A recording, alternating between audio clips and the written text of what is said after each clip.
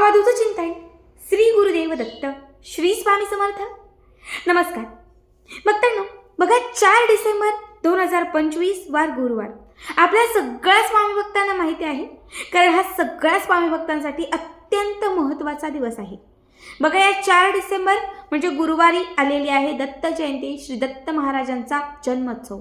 प्रत्येक वर्षी दत्त जयंती निमित्त आपण गुरुचरित्र पारायण करतो. 21 दिवस, 11 दिवस किंवा 7 दिवस अगोदरपासून आपण या पारायणाची सुरुवात करतो. पण बऱ्याच वेळा मला जो प्रश्न विचारला जातो किंवा सतत ज्याचे मला कॉल्स येतात, कमेंट्स येतात की ताई हे पारायण करायला बसली आहे, पण या पारायण कालावधीमध्ये असे संकेत मिळतात.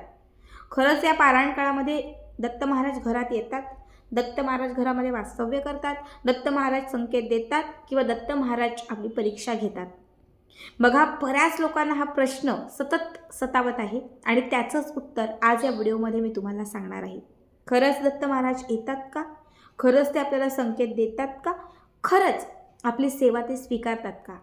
याबद्दलची सविस्तर माहिती तुम्हाला हवी असेल तर व्हिडिओ स्किप न करता शेवटपर्यंत व्यवस्थित बघा आणि असेच माहितीपूर्ण व्हिडिओ पाहण्यासाठी चॅनलला सबस्क्राईब करा, कारण तुम्ही आपल्या चॅनल सबस्क्राईब केल्यामुळे मी पुढचे जे व्हिडिओ बनवेन त्याचे सर्वात पहिले नोटिफिकेशन तुमच्यापर्यंत पोहोचेल. तर सगळ्यात पहिली गोष्ट, आपण खूप ठरवतो मी यावेळेस गुरुचरित्र पारायण करणार, मी करणार म्हणजे करणार, आपला हट्ट असतो, आपण खूप ठरवतो. पण हे पारायण इतकं पवित्र आहे, इतकं प्रभावी आहे की ते सहज कुणाकडनंही होत नाही. जेव्हा दत्त महाराजांची इच्छा असते, स्वामी महाराजांची इच्छा असते, तेव्हा ते आपल्याकडनं घडवून घेतात. करण्याचे नियमसुद्धा खूप कठीण आहेत. बऱ्याच वेळा नियमांमुळे आपण हे पारायण करत नाही, पण जेव्हा त्यांची इच्छा होते, जेव्हा दत्त महाराज आपल्याला आज्ञा करतात, तेव्हा नियम सगळं आपण बरोबर एक्सेप्ट करतो आणि या पारायणाला सुरुवात करतो. म्हणजे सगळ्यात पहिली गोष्ट, जेव्हा आपल्या नशिबात असते तेव्हाच हे पारायण आपल्याकडनं घडते.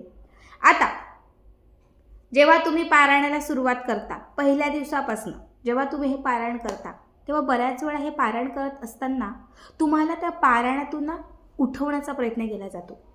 बरेच असे भक्त आहेत की पारायणाचा ताई पहिलाच दिवस आहे आणि ताप भरलाय, ताई दुसरा दिवस आहे खूप खोकळा येतोय, ताई तिसरा दिवस आहे अंगाला खाज येते, ताई आज चौथा दिवस आहे आणि सतत जांभया येतात.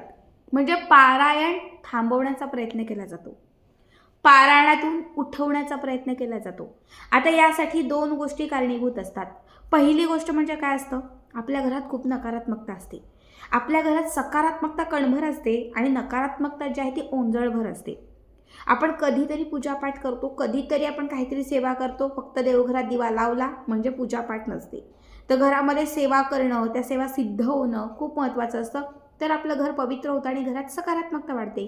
आपण काय करतो, सकाळी दिवा लावतो, संध्याकाळी दिवा लावतो, सकाळी दिवा लावतो, संध्याकाळी दिवा लावतो, याने काही होत नाही. याने घरामध्ये नकारात्मकता जी आहे ती वाढीच जाते, कारण कुठली सेवाच आपल्याकडनं घडत नाही. पण जेव्हा असा एखादा जन्मोत्सव असतो, एखादी शुभतिथी येते आणि तेव्हा आपण एकदाच काहीतरी करायला जातो, मग घरामध्ये मंत्र उच्चार करतो, पूजापाठ करायला जातो, काहीतरी पारायण करतो, मग त्यावेळेस काय होतं, आपल्या घरात थांड मांडून बसलेली ही नकारात्मकता, ही जी काही अवशक्ती आहे ती आपल्याला उठवते. कारण त्या नकारात्मकतेला नकारात्मक गोष्टींची सवय लागलेली असते, तिला सकारात्मक गोष्टी ज्या आहेत ते सहन होत नाही. आणि आपण पूजापाठ पारायण करतो म्हणजे काय, सकारात्मकता आणतो. मग त्यामुळे पण बऱ्याच वेळा असं होतं की ही आपल्या घरात असणारी नकारात्मक शक्ती आपल्याला त्रास देते, आपल्याला पूजेतून उठवण्याचा प्रयत्न करते. पण मी नेहमीच तुम्हाला सांगते, आपण हलायचं नाही, फक्त दत्त महाराजांना सांगायचं, स्वामी महाराजांना सांगायचं, कितीही काही झालं तरी मी पारायण सोडणार नाही, अजिबात सोडणार नाही, मी पारायण पूर्ण करणार म्हणजे करणार. असा तुम्ही हट्ट ठेवला आणि तुम्ही जर कितीही काही झालं तरी तुम्ही ते ग्रंथ वाचले, तर लक्षात ठेवा की तुमच्या या पारायणाने तुम्हाला त्या पारायणाचं फळ तर मिळणारच, पण तुमच्या घरामध्ये सुख, समृद्धी, ऐश्वर हे सुद्धा येणार. आणि हे पारायण झाल्यानंतर पूर्ण 7 दिवस 8 दिवस तुमचे पूर्ण झाले की त्याच्यानंतर तुम्हाला घरात अनुभव येईल, घरात असणारी नकारात्मक शक्ती आपोआप घराच्या बाहेर जाईल. मग घरातले क्लेश, कलह कमी होतील, घरातील आजारपण संपून जाईल आणि संपूर्ण घरामध्ये सकारात्मकता येईल. ही पहिली गोष्ट. बऱ्याच वेळा काय होतं, घरात आपण सगळं करतो, पूजापाठ करतो, वेळोवेळी सगळं चालू असतं, पण तरीही आपल्याला पारायणातून उठवण्याचा प्रयत्न केला जातो. असं बऱ्याच वेळा होतं, कारण दैवी शक्ती आपली परीक्षा घेते. दत्त महाराज आपली परीक्षा घेतात. असं म्हणतात की गुरुचरित्र पारायण कालावधीमध्ये साक्षात दत्त महाराज आपल्या घरात वास करतात, आपल्या घरात भ्रमंती करतात.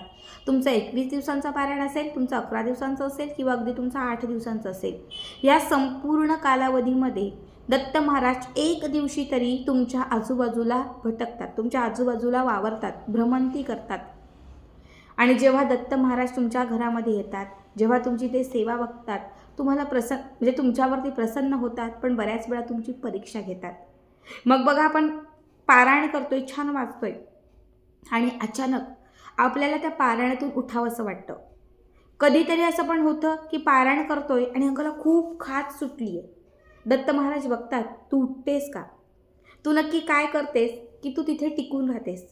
म्हणजे बऱ्याच वेळा गुरुचरित्र वाचत असताना आपली भरपूर परीक्षा घेतली जाते. मी नेहमीच तुम्हाला सांगते, हे पारायण सहजासहजी कुणाकडनंही घडत नाही. त्याला खूप नशीब लागतात, बरेच अडथळे येतात, अडचणी येतात. पण जेव्हा तुम्ही अडचणींवरती मात करून हे पारायण पूर्ण करता, तेव्हा तुम्ही या पारायणामधून त्याचं जे पुण्य आहे ते प्राप्त करता. त्यामुळे जर तुम्हाला काही अडचणी येत असतील, मध्ये अडथळे येत असतील, तर ते विसरून जा. त्या क्षणी ते सोडून द्या की जाऊ दे, मी करणार, मला फक्त हे पारायण पूर्ण करायचं आहे. ठीक आहे. आता बऱ्याच वेळा काय होतं बघा, आपण पारायण करताना बसतो आणि आपल्याला काही संकेत मिळतात, पण ते संकेत कळत नाही.